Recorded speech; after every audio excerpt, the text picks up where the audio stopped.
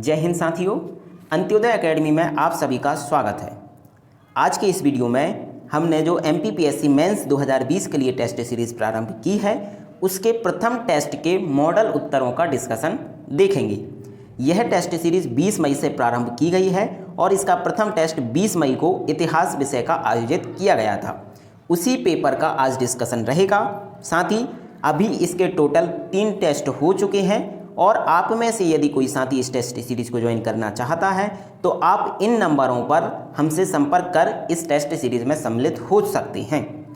साथ ही क्योंकि आज आयोग द्वारा भी यह स्पष्ट कर दिया गया है कि जो 20 जून को प्रारंभिक परीक्षा होनी थी वह अब 20 जून को नहीं होगी और अगस्त माह में इसकी नई दिनांक जारी की जाएगी। तो यह आप सभी के लिए एक सुनहरा अवसर है कि आप इन आगामी 2 माह में अपनी मुख्य परीक्षा की तैयारी को सुदृढ़ करें। इसी आधार पर आप यदि चाहते हैं तो इस टेस्ट सीरीज़ में सम्मिलित हो सकते हैं।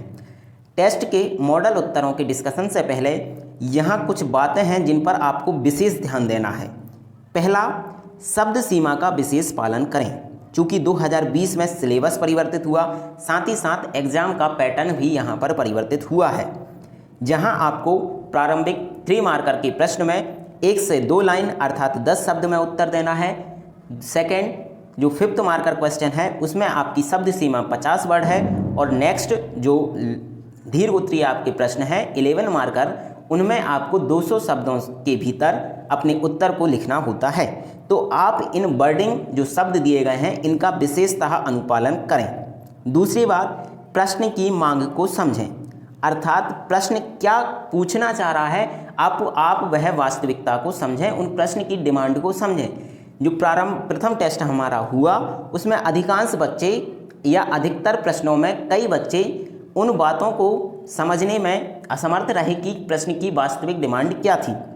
थर्ड, वही लिखें जो प्रश्न में पूछा गया है, अर्थात प्रश्न पूछ क्या रहा है और आप लिख क्या रहे हैं, इन बातों का भी आपको विशेष ध्यान देना है। थर्ड है, प्रश्न के सभी भागों का उत्तर दें, अर्थात कई प्रश्न एक से अधिक भाग अपने आप में या एक से अधिक प्रश्न अपने आप में लिए होते हैं, तो आपको सभी भागों को बराबर मात्रा में वेटेज देना है, अर्थात प्रश्न के सभी भागों को आपको छूना है। इन जो बिंदु हमने यहाँ बताए इनको बीच बीच में हम आपको दिखाएंगे कि किस प्रश्न में क्या डिमांड थी और विद्यार्थियों ने कहाँ गलतियाँ की और आपको उन प्रश्नों के किस तरह उत्तर लिखने थे। अब सीधे हम चलते हैं प्रश्नों की ओर, जहां हमारा 3 मार्कर से हम प्रारंभ करेंगे। पहला क्वेश्चन था स्मृति ग्रंथ। यह इतिहास, प्राचीन इतिहास का आपका प्रश्न है, तो हम इसे किस तरह लिख सकते थे। धर्मशास्त्र के रूप में परिभाषित हिंदू ग्रंथ जिनमें सामाजिक नियमों का वर्णन है। यह तो हमने इन्हें परिभाषित किया कि स्मृति ग्रंथ क्या होते हैं, तो इन्हें धर्मशास्त्र कहा जाता है, हिंदू ग्रंथ से संबंधित हैं या हिंदू धर्म से संबंधित हैं और इनमें सामाजिक नियमों का वर्णन किया गया है। उदाहरण आप यहाँ पर लिख सकते हैं, जैसे मनु स्मृति सर्वाधिक प्राचीन थी, विष्णु स्मृति, याज्ञवल्क्य स्मृति और नारद स्मृति के आदि प्रमुख स्मृति ग्रंथों के उदाहरण हैं। नेक्स्ट प्रश्न हमारा था गोपाल कृष्ण गोखले। देखिए यहाँ आपको लग रहा होगा कि वर्डिंग थोड़ी सी ज़्यादा है। हमने कोशिश की है कि लगभग 4 पॉइंट प्रत्येक 3 मार्कर में हम दें, ताकि यदि कोई पॉइंट आपसे मिस भी होता है तो कम से कम 3 पॉइंट वहाँ पर आप लिख सकें और 3 लाइन में आपको 3 मार्कर में 3 से अधिक पॉइंट देने की कला भी विकसित करनी होगी। आप डैश लगाकर, फुल स्टॉप लगाकर एक ही पंक्ति में या एक ही लाइन में 2 पॉइंट भी दे सकते हैं। तो गोपाल कृष्ण गोखले को हम देखते हैं। प्रसिद्ध उग्रवादी, यहाँ थोड़ी सी मिसप्रिंट हो गई है, ये उदारवादी नेता थे, प्रसिद्ध उदारवादी कांग्रेसी नेता थे, स्वतंत्रता सेनानी थे एवं समाज सुधारक भी थे। तो आप इसे लिख सकते हैं उदारवादी कांग्रेसी नेता, स्वतंत्रता सेनानी एवं समाज सुधारक। सेकंड महत्वपूर्ण बिंदु, यह गांधी जी के राजनीतिक गुरु थे। तीसरा, इन्हें एक उपाधि दी जाती है भारत के ग्लैडस्टोन के नाम की। नेक्स्ट है 1905 में सर्वेंट ऑफ इंडिया सोसाइटी की स्थापना इन्होंने की। देखिए जो प्रथम बिंदु हमने लिया है, यदि आप इसे चाहें तो छोड़ सकते हैं। जो महत्वपूर्ण बिंदु हैं, गांधी जी के राजनीतिक गुरु, भारत के ग्लैडस्टोन और 1905 में सर्वेंट ऑफ इंडिया सोसाइटी की स्थापना की। आपको हमेशा 3 मार्कर में की पॉइंट ही लिखना है। सेकंड है तहकीकात कमेटी। यह 1919 में कांग्रेस द्वारा गठित की गई थी। तो कब गठित हुई? यह जलियांवाला बाग के बाद उसकी जांच हेतु कांग्रेस की ओर से गठित की गई थी। सेकंड, इसका जो अध्यक्ष थे वो आपके मदन मोहन मालवीय जी थे। अन्य सदस्य की बात करें, गांधी जी, मोतीलाल नेहरू, टीवी सप्रू इसमें शामिल थे। इसकी क्या सिफारिश रही? दोषियों पर कार्रवाई, मृतकों के परिवार को आर्थिक सहायता। तो जो 4 पॉइंट हमने लिए हैं, आप इनमें से किन्हीं भी 3 महत्वपूर्ण पॉइंट को लिख सकते हैं। नेक्स्ट हमारा था नागा विद्रोह। यह कब हुआ? तो 1931 में सविनय अवज्ञा आंदोलन के यह दौरान हुआ था। सविनय अवज्ञा आंदोलन के दौरान हुआ था। क्षेत्र इसका मणिपुर, नागालैंड वाला था। नेतृत्व रानी गैडिनलियू ने किया था। इसका कारण क्या था? कारण था जदोनांग को अंग्रेजों द्वारा फांसी दे देना। उद्देश्य क्या था इसका? प्रचलित गलत रीति रिवाजों को समाप्त कर प्राचीन धर्म को पुनर्जीवित करना। इस आधार पर आप इस आंदोलन को या विद्रोह को लिख सकते थे। नेक्स्ट 3 मार्कर था ददनी प्रथा। इसका प्रचलन जो था वो बंगाल क्षेत्र में था। क्या होती थी प्रथा? इसमें किसानों को अपनी भूमि पर नील की खेती हेतु मामूली अग्रिम धनराशि देकर कॉन्ट्रैक्ट किया जाता था। अर्थात अंग्रेज किसानों को उनकी भूमि पर नील खेती करने हेतु अग्रिम धनराशि दे देते थे और कॉन्ट्रैक्ट करते थे। और इसी के बाद या इस प्रथा के विरोध स्वरूप ही नील आंदोलन को हम देखते हैं। तो यह 3 पॉइंट आप इसमें लिख सकते थे। नेक्स्ट क्वेश्चन, तेज बहादुर सप्रू, टीबी सप्रू।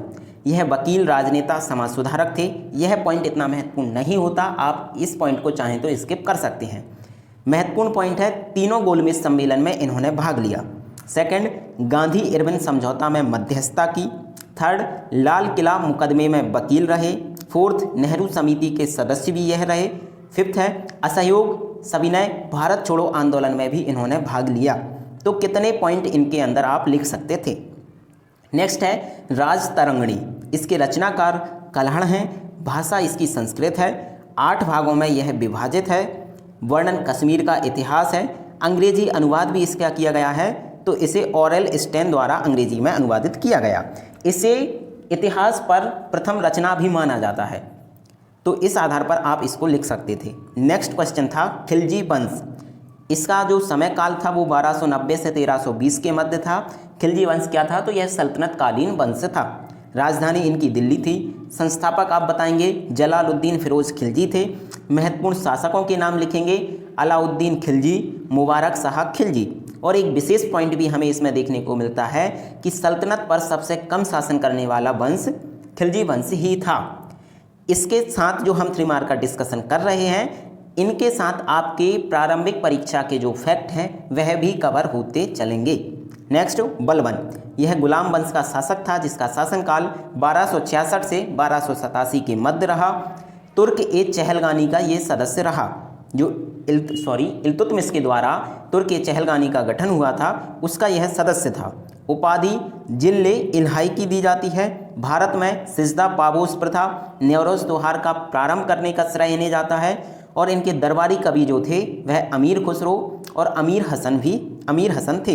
इन्होंने चालीसा दल का विघटन किया, अर्थात उसे समाप्त कर दिया था। नेक्स्ट, दंती दुर्ग प्रथम। यह राष्ट्रकूट वंश का शासक था। इसका शासनकाल 650 से 756 ईस्वी रहा।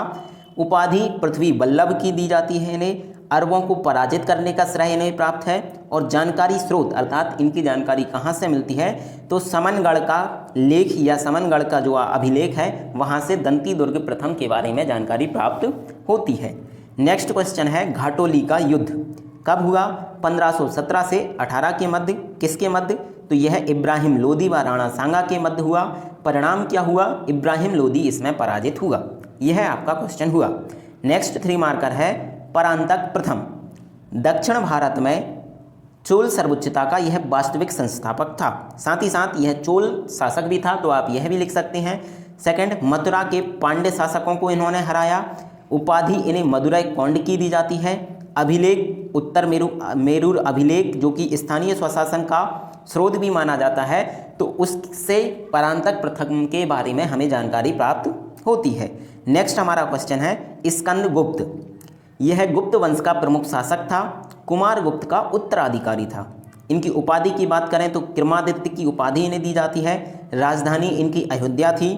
साथ ही साथ प्रथम हूण आक्रमण इन्हीं के समय हुआ और हूणों को पराजित करने का श्रेय भी इन्हें जाता है। सुदर्शन झील का जीर्णोद्धार इन्होंने करवाया। वृषभ शैली के सिक्के भी इन्होंने जारी किए। साथ ही स्कंदगुप्त से संबंधित अभिलेख की आप लिख सकते थे कि भीतरी जो अभिलेख है वो इन्हीं से संबंधित है। नेक्स्ट क्वेश्चन था सिंधु सभ्यता का विस्तार। तो इन्हें आप उत्तर दक्षिण पूर्व पश्चिम में बांट सकते थे। उत्तर में यह है मांडा जो कि जम्मू कश्मीर में है, पूर्व में आलमगीरपुर जो कि उत्तर प्रदेश में है, दक्षिण में दायमाबाद जो कि महाराष्ट्र में है और पश्चिम में सुतकांगेडोर जो कि पाकिस्तान के बलूचिस्तान में है।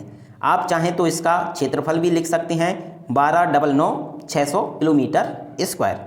नेक्स्ट हमारा क्वेश्चन है पुरंदर की संधि। यह 3 मार्कर प्रश्नों का अंतिम प्रश्न है।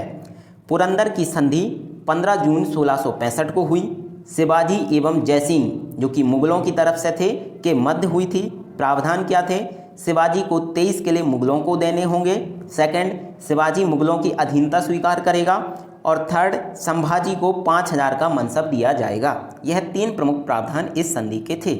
आपने जो सभी 3 मार्कर प्रश्न देखे यह हमारी कंप्लीट 3 मार्कर PDF से थी, अर्थात जो 800 3 मार्कर प्रश्नों की हमारी सीरीज है आप चाहें तो उसका PDF परचेस कर सकते हैं। यह PDF आपके मुख्य परीक्षा के सभी 3 मार्कर प्रश्नों को कंप्लीट करेगी। इसके अतिरिक्त चूंकि यह फैक्ट वाइज रहता है तो प्रारंभिक परीक्षा के लिए भी काफ़ी लाभकारी यह PDF आपके लिए रहेगी। यदि आप इस PDF को प्राप्त करना चाहते हैं तो डिस्क्रिप्शन में नंबर दिया गया है हमारा, वीडियो के प्रारंभ में भी हमने नंबर बता दिए हैं। आप उन नंबरों पर कांटेक्ट कर व्हाट्सएप कर हमसे यह PDF प्राप्त कर सकते हैं। अब हम चलते हैं 6 मार्कर प्रश्नों की, माफ़ कीजिए 5th मार्कर प्रश्नों की ओर। 5th मार्कर में हमारा पहला प्रश्न है 1857 की क्रांति के परिणाम लिखिए। देखिए कुछ प्रश्नों में आपको शायद लगेगा कि 50 वर्ड से, क्योंकि वर्ड लिमिट जो है वो 50 वर्ड है और हमने अधिक अंक लिए, अधिक वर्ड यहाँ पर लिए हैं, तो इसका उद्देश्य मात्र इतना है कि हमने अधिक डाटा देने के प्रयत्न यहाँ किया है। आपको यदि ऐसा लगता है कि वह डाटा ज़्यादा है तो आप अपने अनुसार उस डाटा को सॉर्ट कर सकते हैं, या फिर कोई बिंदु आप भूल जाते हैं तो उस स्थिति में भी आपके 50 वर्ड यहाँ कंप्लीट हो जाएंगे। यह प्रश्न चूंकि ऐसा था कि इसके 11 मार्कर में आने की संभावना भी है तो हमने इस प्रश्न को उसी अकॉर्डिंग लिया है। आप इसके परिणाम कैसे लिख सकते थे? सामाजिक, धार्मिक, प्रशासनिक, राजनीतिक, आर्थिक, सैन्य एवं अन्य अलग अलग तरीके से इनके परिणाम आप बता सकते थे। सामाजिक में क्या था? सामाजिक प्रथा में हस्तक्षेप नहीं करेंगे, शिक्षा के प्रसार एवं ईसाई मिशनरियों पर रोक लगी। तो यह 3 बिंदु हमने सामाजिक में देखे। धार्मिक में धर्म परिवर्तन पर रोक लगाई गई, ईसाई स्कूलों की सहायता समाप्त की गई। नेक्स्ट प्रशासनिक परिणाम, अच्छे शासन का प्रारंभ किया गया। 1858 की महारानी की घोषणा की गई। 1861 का भारत परिषद अधिनियम लाया गया। और आप प्रशासनिक में लिख सकते हैं कि जो गवर्नर जनरल का पद था उसे वायसराय के नाम में परिवर्तन कर दिया गया। नेक्स्ट राजनीतिक परिणाम की हम बात करें तो कंपनी के शासन का अंत कर दिया गया। भारत का जो शासन था वह अंग्रेजी क्राउन के अधीन हो गया। मुगल अस्तित्व यहाँ से समाप्त हो गया था। यह 3 राजनीतिक परिणाम आप लिख सकते थे। नेक्स्ट आर्थिक परिणाम में साम्राज्यवादी नीति का त्याग किया गया, भूराजस्व नीति का अंत हुआ और पूंजीवादी युग यहाँ से प्रारंभ होता है। नेक्स्ट सैन्य परिणाम, भारतीय सैन्य संख्या में कमी की गई, अर्थात जो सैन्य अनुपात था उसमें अंग्रेजी सैनिकों की संख्या बढ़ाई और भारतीयों की संख्या कम की। सैन्य जो संगठन था उसके पुनर्गठन के लिए पील कमीशन का गठन भी यहाँ किया गया था। अन्य की बात करें तो हिंदू मुस्लिम एकता में वृद्धि हुई, राष्ट्रवाद का उदय हुआ और एक बृहद परिणाम हम देखें इसका तो 1857 की क्रांति का मूल परिणाम या बृहद परिणाम हमें 1947 में भारत की स्वतंत्रता के रूप में प्राप्त हुआ। नेक्स्ट प्रश्न हमारा था भारत छोड़ो आंदोलन के कारण लिखिए। स्वतंत्रता आंदोलन में अंतिम अस्त्र के रूप में गांधी जी ने 8 अगस्त 1942 को भारत छोड़ो आंदोलन की शुरुआत की। देखिए 5th मार्कर क्वेश्चन में आपके पास दोनों ऑप्शन रहते हैं। यदि आपके पास कंटेंट कम है तो आप उसमें एक लाइन की भूमिका, 1-1.5 लाइन की भूमिका निष्कर्ष लिख सकते हैं, और यदि आपके पास कंटेंट पर्याप्त है तो उस स्थिति में आप भूमिका निष्कर्ष को चाहें तो छोड़ भी सकते हैं। इसके कारण हमने पूछे थे तो आप जो मूल कारण है उनको लिखकर इस प्रश्न को खत्म कर सकते थे। पहला जो सबसे बड़ा कारण था वो था क्रिप्स मिशन की असफलता, इसे तात्कालिक कारण में भी हम लिख सकते हैं। दूसरा, द्वितीय विश्व युद्ध में भारतीय सैनिकों को बिना अनुमति शामिल करना भी इसका प्रमुख कारण था। तीसरा, विश्व युद्ध के कारण दयनीय आर्थिक दशा एवं बढ़ती मुद्रास्फीति। यहाँ तृतीय विश्व युद्ध ना समझें, ये तृतीय बिंदु है हमारा, अर्थात तृतीय बिंदु जो है वो है कि विश्व युद्ध के कारण भारत की आर्थिक दशा दयनीय हुई और इससे मुद्रास्फीति बढ़ी। नेक्स्ट है जापान द्वारा बर्मा पर अधिकार कर लेना, जिससे भारतीयों को यह वह हो गया था कि वह आगे चलकर भारत पर अधिकार ना कर ले। नेक्स्ट, ये फिल्म लिखा गया है, माफ़ कीजिए, राष्ट्रीय किसान सभा है, राष्ट्रीय किसान सभा फॉरवर्ड ब्लॉक द्वारा निर्मित पृष्ठभूमि, अर्थात इनकी महती भूमिका भी भारत छोड़ो आंदोलन के प्रारंभ करने में रही। सिंगापुर, मलाया, बर्मा में अंग्रेजों की हार एवं जापान का बढ़ता प्रभाव। नेक्स्ट, जापान द्वारा आक्रमण करने की आशंका, यह हम बता भी चुके हैं कि वह बर्मा तक अधिकार कर चुका था, तो भारतीयों को यह आशंका थी कि अंग्रेजों को हराकर कहीं जापान भारत पर अधिकार ना कर ले। लास्ट में हम निष्कर्ष लिख सकते हैं, आंदोलन का अंतिम परिणाम 1947 में भारत की स्वतंत्रता के रूप में परिणत हुआ। नेक्स्ट, आर्य समाज एवं उसका योगदान हमें देखना था, तो किस आधार पर आप लिख सकते हैं, इसका जो फैक्ट है आर्य समाज के, आप उसे भूमिका में लिख सकते हैं कि भारत में प्रमुख समाज सुधार आंदोलन के रूप में आर्य समाज की स्थापना दयानंद सरस्वती द्वारा 1875 में की गई।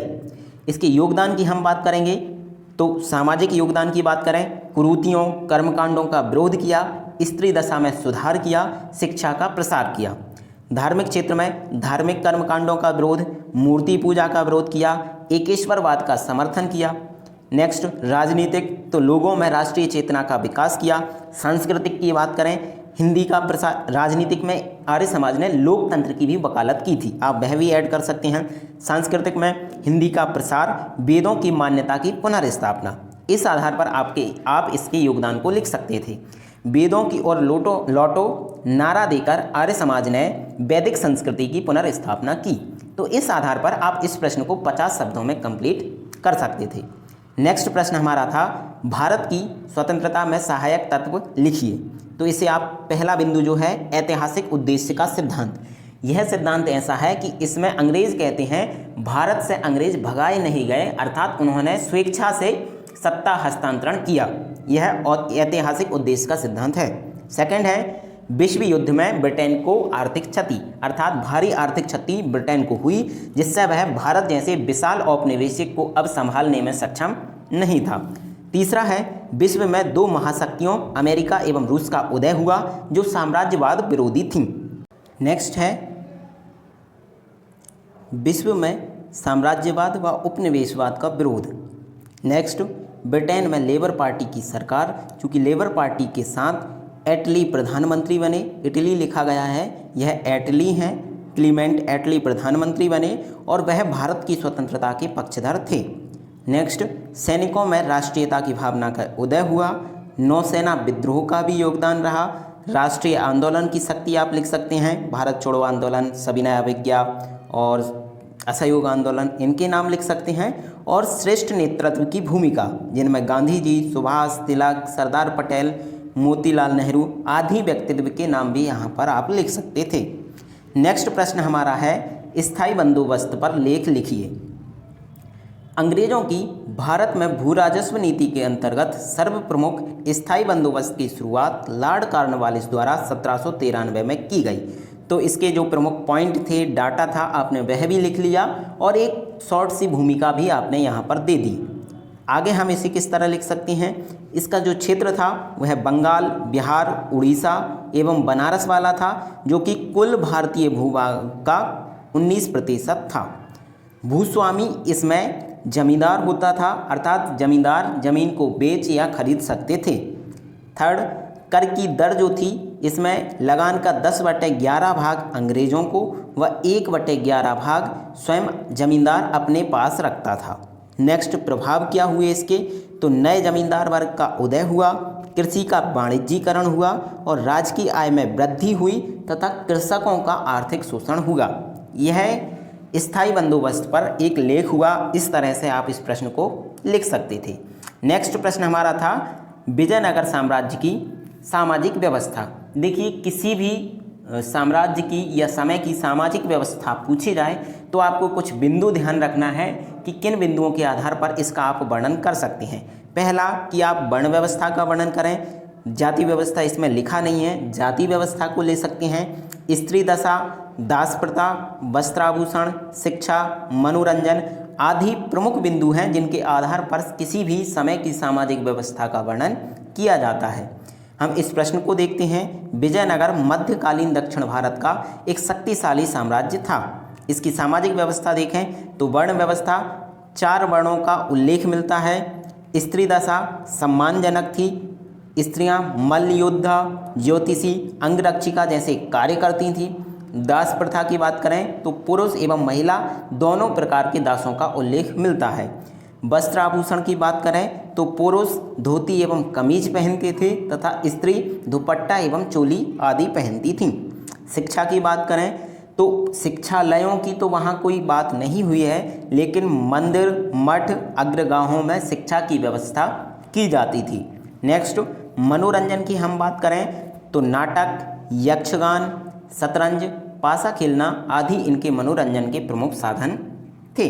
नेक्स्ट प्रश्न हमारा था, टीपू सुल्तान एक महान शासक था, वर्णन कीजिए। तो टीपू सुल्तान को महान शासक के रूप में बताना था तो आप निम्न बिंदुओं के आधार पर इस प्रश्न को लिख सकते थे। टीपू सुल्तान 1782 में मैसूर का शासक बना। योग्य शासक यह था, इसने मराठों, निजामों को पराजित किया। कुशल सैनिक था। यूरोपीय सैन्य संगठन किया, अर्थात फ्रांसीसियों की सहायता से इसने सेना का यूरोपीय संगठन किया या आधुनिक सेना का गठन किया था। कूटनीतिज्ञ था, क्योंकि इसने विदेशों में दूतावास और स्थापित किए, साथ ही साथ जैकोबिन दल की सदस्यता भी ग्रहण की। नेक्स्ट है धार्मिक सहिष्णु, इसने सभी धर्मों का सम्मान किया। जो श्रृंगेरी का शारदा मंदिर था उसमें दान भी दिया था। नेक्स्ट और भी पॉइंट आप लिख सकते हैं कि इसने हिंदू धर्म के लोग थे उन्हें उच्च पदों पर भी नियुक्त किया था। नेक्स्ट, स्वतंत्रता का पुजारी था। वो कैसे कि इसने श्रीरंगपट्टनम में स्वतंत्रता का वृक्ष स्थापित किया था। नेक्स्ट, नवीन मुद्रा प्रणाली चलाई, मापतौल की नवीन व्यवस्था और आधुनिक कैलेंडर भी चलाया। तो इस आधार पर आप कह सकते हैं कि टीपू सुल्तान एक महान एवं योग्य शासक था। नेक्स्ट प्रश्न हमारा है, इल्तुतमिश सल्तनत के वास्तविक संस्थापक के रूप में। तो इसे प्रश्न को आप लिख सकते थे, लैनपूल एवं ईश्वरी प्रसाद ने इल्तुतमिश को वास्तविक संस्थापक निम्न आधारों पर माना है। क्या आधार हैं या क्या महत्वपूर्ण कार्य इल्तुतमिश द्वारा किए गए कि इसे वास्तविक संस्थापक की संज्ञा दी गई? पहला बिंदु आपका है, दिल्ली के छिन्न भिन्न साम्राज्य को संगठित किया। दूसरा, दिल्ली को सल्तनत की स्थायी राजधानी बनाया। तीसरा, यालदोज एवं कुवाचा का दमन किया। चौथा, मंगोल आक्रमण से साम्राज्य की रक्षा की। पांचवा, राजपूतों के विद्रोह का दमन किया। छठा, सुसंगठित प्रशासनिक ढांचे हेतु एकता प्रणाली चलाई। सातवां, 1229 में बगदाद के खलीफा द्वारा स्वतंत्र सत्ता का प्रमाण पत्र प्राप्त किया। और नेक्स्ट, नवीन मुद्रा प्रणाली में जीतल व टंका चलाए। तो इन आधारों पर इल्तुतमिश को सल्तनत का वास्तविक संस्थापक माना जाता है। नेक्स्ट प्रश्न हमारा था, कनिष्क बौद्ध धर्म के संरक्षक के रूप में, अर्थात बौद्ध धर्म के विकास एवं संरक्षण के लिए कनिष्क द्वारा किए गए कार्यों का वर्णन हमें करना था। कनिष्क कुषाण वंश का महान एवं धार्मिक सहिष्णु शासक था। अब प्रमुख कार्य हमें यहाँ लिखने हैं। तो स्वयं बौद्ध धर्म की महायान शाखा का अनुयायी था। दूसरा, कुंडल वन में चतुर्थ बौद्ध संगीति का आयोजन कराया। तीसरा, पेशावर में विशाल बौद्ध विहार का निर्माण कराया था। चौथा, सिक्कों पर बुद्ध के चित्रों का अंकन कराया। पांचवा, अनेक बौद्ध मठों, विहारों, स्तूपों का निर्माण कराया। बौद्ध भिक्षुओं को आर्थिक सहायता दी। विदेशों में धर्म प्रचारक भेजे और अश्वघोष व वसुमित्र जो कि बौद्ध अनुयायी थे को संरक्षण भी कनिष्क द्वारा दिया गया। तो इस आधार पर कनिष्क बौद्ध धर्म का एक प्रमुख संरक्षक था। नेक्स्ट प्रश्न हमारा था, सम्राट अशोक व मध्य प्रदेश का संबंध हमें बताना था। तो अशोक का मध्य प्रदेश में विस्तृत इतिहास रहा है।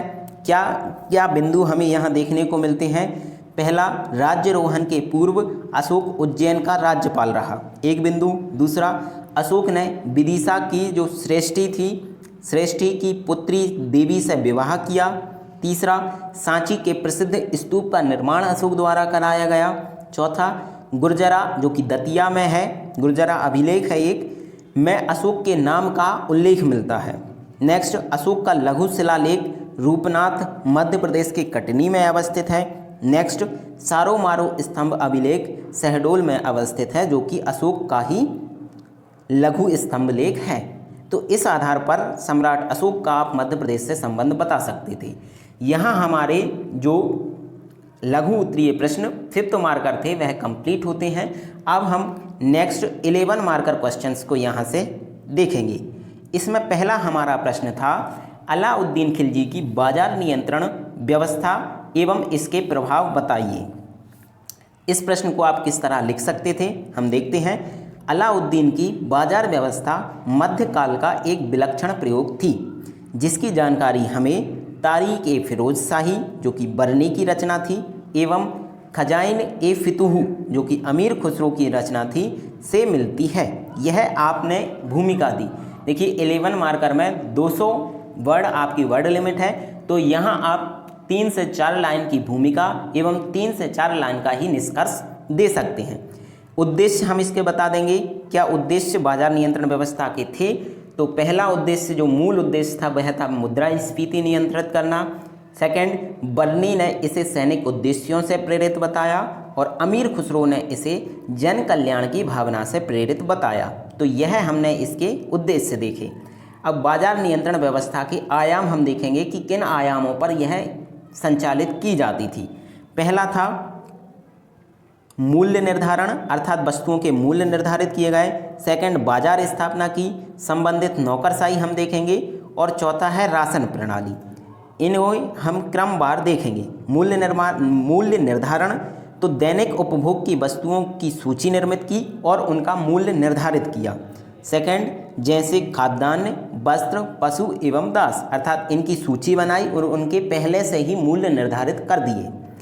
सेकंड हमारा है बाजारों की स्थापना, तो अलग अलग बाजार स्थापित हुए। पहला बाजार अनाजों का बाजार जिसे मंडी कहा जाता था और इसका जो प्रमुख होता था वह सेना ए मंडी होता था। सेकंड, वस्त्र बाजार जिसे सराय ए आदल कहा जाता था और इसका जो प्रमुख था वह राय परवाना होता था। तीसरा बाजार जो था वह घोड़ों, दासों एवं मवेशियों के लिए होता था। थर्ड हम देखेंगे संबंधित नौकरशाही, तो इसका प्रमुख विभाग दीवान ए रियासत था। साथ ही इसमें बरीद, मुनिया जैसे गुप्तचर की नियुक्ति भी की गई थी। चौथा इसका आयाम था राशन प्रणाली। राजकीय गोदामों का निर्माण किया गया, जहां पर अतिरिक्त खाद्यान्न का भंडारण किया जाता था और यह अकाल समस्या से निपटने का पूर्व उपाय था। हमारा क्वेश्चन का दूसरा भाग जो था कि बाजार नियंत्रण व्यवस्था के प्रभाव भी आपको बताना थे। कई विद्यार्थियों ने इसके प्रभाव को यहाँ स्किप कर दिया है।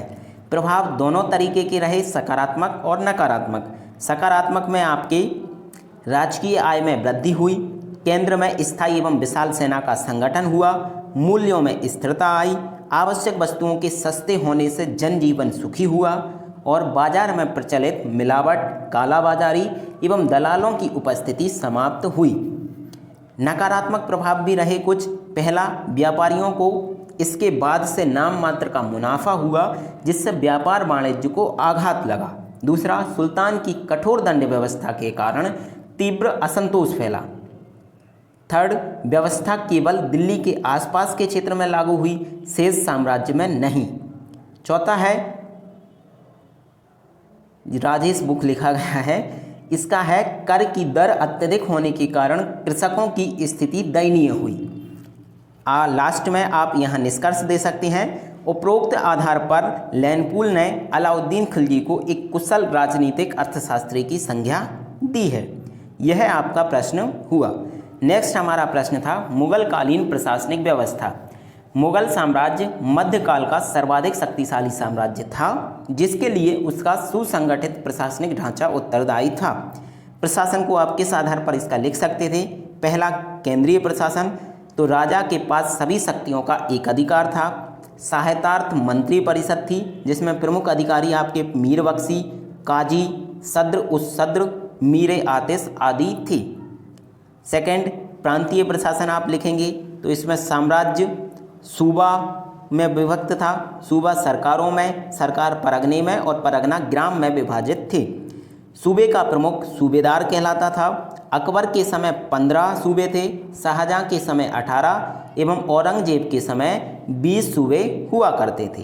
थर्ड, स्थानीय प्रशासन आप लिखेंगे तो सरकार या जिसे जिला भी कहा जाता था का प्रमुख फौजदार कहलाता था। परगना का प्रमुख सिकदार होता था। गांव का प्रमुख खत मुकद्दम या चौधरी होता था। न्यायिक व्यवस्था की हम बात करें तो राजा सर्वोच्च न्यायाधीश होता था। न्याय शरीयत के नियम अनुसार चलता था। नेक्स्ट, सैन्य प्रशासन की बात करें तो सैन्य प्रशासन हेतु मनसबदारी व्यवस्था प्रचलित थी। सेनाएं कौन कौन सी थीं? पैदल, घुड़सवार, हाथी सेना, तोप सेना एवं नौसेना आदि थी। भूराजस्व व्यवस्था हेतु टोडरमल की दहसाला व्यवस्था या दहसाला बंदोबस्त का प्रचलन था। कर 1/2 भाग, 1/3 भाग आदि हुआ करता था। उपरोक्त सुदृढ़ प्रशासनिक व्यवस्था ने मुगल साम्राज्य को मजबूती प्रदान की। नेक्स्ट हमारा प्रश्न था बौद्ध और जैन धर्म के सिद्धांतों का तुलनात्मक वर्णन कीजिए। देखिए, इस प्रश्न में जितने भी विद्यार्थियों ने टेस्ट दिए उनमें अधिकांश ने सिर्फ इनके अंतर लिखे। प्रश्न में पूछा था तुलना, तो तुलना में समानता एवं असमानता दोनों आते हैं। आपको यहाँ समानता वाले तत्व भी और असमानता वाले तत्व भी वर्णित करने थे। इस प्रश्न को हम देखते हैं। प्राचीन इतिहास में धार्मिक सुधार आंदोलन के रूप में गौतम बुद्ध के नेतृत्व में बौद्ध धर्म एवं महावीर स्वामी के नेतृत्व में जैन धर्म का उदय हुआ। समानता वाले तत्व क्या थे? तो दोनों धर्म का उदय ब्राह्मण धर्म के कर्म कांडों के प्रतिरोध स्वरूप हुआ था। सेकंड पॉइंट है, दोनों धर्म अनीश्वरवादी थे, अर्थात ईश्वर पर विश्वास नहीं था। दोनों का कर्मवाद एवं पुनर्जन्म पर विश्वास था। दोनों का वेदों पर अविश्वास था, अर्थात वेदों की मान्यता स्वीकार नहीं करते थे। धर्म के प्रचार हेतु आम जन भाषा का प्रयोग किया। नेक्स्ट, अंतिम उद्देश्य दोनों धर्मों का निर्माण की प्राप्ति था। जाति प्रथा एवं ब्राह्मण प्रभुत्व का विरोध किया। विचारों के प्रसार हेतु दोनों ने संघों की स्थापना की। अहिंसा पालन एवं संघ में महिलाओं की अनुमति दोनों धर्मों द्वारा दी गई। यह तो समानता वाले तत्व थे। अब हमें असमानता वाले तत्व देखना है। इसे आप जब अंतर आए तो इस तरह लिख सकते हैं, एक आधार वाला पॉइंट दे सकते हैं और जिनमें अंतर लिखने हैं आप उन दोनों को लिख सकते हैं। पहला आधार है तपस्या, तो जैन धर्म में कठोर और बौद्ध धर्म में मध्यम मार्ग को अपनाया गया। सेकंड, अहिंसा, तो जैन धर्म में अतिवादी दिखाई गई, अर्थात अतिवादी स्वरूप अहिंसा का देखने को मिला, जबकि बौद्ध धर्म में व्यवहारिक अहिंसा को स्वीकार किया गया। आत्मवादी अर्थात आत्मा पर विश्वास जैन धर्म का था और बौद्ध धर्म अनात्मवादी था, अर्थात आत्मा पर विश्वास नहीं था। राजकीय संरक्षण दोनों धर्मों को मिला था, किंतु जैन धर्म को कम मिला और बौद्ध धर्म को अधिक मिला। मोक्ष की प्राप्ति जैन धर्म के अनुसार मृत्यु उपरांत के पश्चात ही संभव है और बौद्ध धर्म में जीवन के दौरान ही संभव है। नग्नता का इन्होंने समर्थन किया, जबकि यह नग्नता के विरोधी थे। नेक्स्ट, अस्तित्व की बात करें तो जैन धर्म का वर्तमान में अस्तित्व है, जबकि एक तरह से बौद्ध धर्म अस्तित्व समाप्त हो चुका है।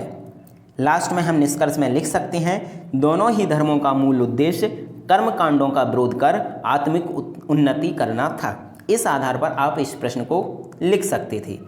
नेक्स्ट हमारा प्रश्न है, अंग्रेजों ने भारत के विकास से ज़्यादा इसके आर्थिक पतन में भूमिका निभाई, स्पष्ट कीजिए। अब इस प्रश्न को कई विद्यार्थी समझने में असफल रहे। कई विद्यार्थियों ने तो जो अंग्रेजों के आर्थिक चरण भारत में रहे उनका वर्णन कर दिया, और कई विद्यार्थी सिर्फ अंग्रेजों के भारत में नकारात्मक आर्थिक प्रभाव तक सीमित रहे, जबकि आपको यहाँ दिया है कि विकास से ज़्यादा आर्थिक पतन में भूमिका। तो आपको ज़्यादा पॉइंट तो उनके नकारात्मक लिखने थे, लेकिन कुछ पॉइंट उनके जो विकास कार्य थे उनका भी वर्णन यहाँ पर करना था। हम किस तरह इसे लिख सकते थे देखते हैं। व्यापार के उद्देश्य से भारत आए अंग्रेजों ने भारत का अपने 200 वर्षों के शासन में जमकर आर्थिक शोषण किया। यह तो हमने भूमिका लिखी। अब क्या विकास कार्य किए, तो रेल, सड़क, डाक, संचार व्यवस्था का विकास किया, भारी उद्योगों को बढ़ावा मिला, बैंक एवं बीमा प्रणाली की शुरुआत हुई। यह तो सीमित विकास कार्य हमने बता दिए। अब हमें भारत का आर्थिक पतन किस तरह अंग्रेजों ने किया वह देखेंगे। पहला, कृषि का पतन, अर्थात कृषकों में गरीबी बढ़ी, अकाल, कृषि का वाणिज्यीकरण, करों की अधिकता, भू राजस्व नीतियाँ आदि कृषि के पतन के लिए उत्तरदायी थे। सेकंड, कुटीर उद्योगों का पतन हुआ, दस्तकारों पर अत्याचार हुए, अंग्रेजी उत्पादों को बढ़ावा मिला और जिससे जो भारतीय कुटीर उद्योग थे अंग्रेजी बड़े उद्योगों के उत्पादों के साथ प्रतिस्पर्धा नहीं कर पाए। फलतः कुटीर उद्योगों का पतन भारत से प्रारंभ हुआ। गरीबी एवं बेरोजगारी में वृद्धि हुई। व्यापार पर एकाधिकार, वो किस तरह कि भारत के कच्चे माल को निरंतर रूप से ब्रिटेन भेजा गया और ब्रिटेन के जो बड़े उद्योग थे उनमें निर्मित माल को भारत आयात किया गया। नेक्स्ट, भारत का औद्योगिक पतन, इंग्लैंड के भारी उद्योगों से प्रतिस्पर्धा भारतीय उद्योग नहीं कर सके। धन का निष्कासन हुआ, भारत से लगातार धन ब्रिटेन जाता रहा। भारत के सार्वजनिक ऋण में वृद्धि हुई, किसानों एवं मजदूरों की शोचनीय दशा हुई, प्रमुख नगरों का पतन भी यहाँ हो चुका था। अंग्रेजों ने भारत में नाम मात्र का विकास किया जिसका उद्देश्य स्वयं के व्यापार में सहायता प्राप्त करना था। अतः अंग्रेजों ने सोने की चिड़िया से सुशोभित राष्ट्र को दरिद्र राष्ट्र में तब्दील कर दिया। इस आधार पर आप इस प्रश्न को लिख सकते थे। आज के इस टेस्ट डिस्कशन का हमारा 5th और लास्ट प्रश्न है, भारत में जनजातीय विद्रोह के कारण एवं राष्ट्रीय आंदोलन में उनकी भूमिका लिखिए।